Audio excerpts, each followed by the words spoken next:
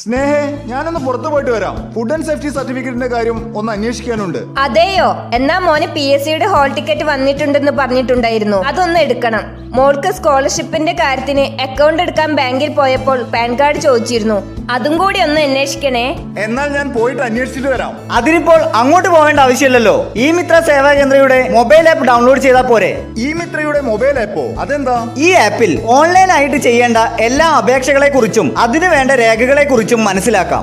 എനിക്ക് ബിസിനസ് തുടങ്ങുവാൻ ആവശ്യമായ bank ലോണിന്റെ project റിപ്പോർട്ടിനെ കുറിച്ചും അതിനു വേണ്ട ലൈസൻസ് സംബന്ധമായ എല്ലാ കാര്യങ്ങളും ഈ ആപ്പിലൂടെയാണ് മനസ്സിലാക്കിയത്. മാത്രമല്ല, നമ്മളുടെ തൊട്ടടുത്തുള്ള ഈ മിത്ര സേവാ കേന്ദ്രങ്ങളുടെ കോൺടാക്ട് വിവരങ്ങളും ഈ ആപ്പിൽ ലഭ്യമാണ്.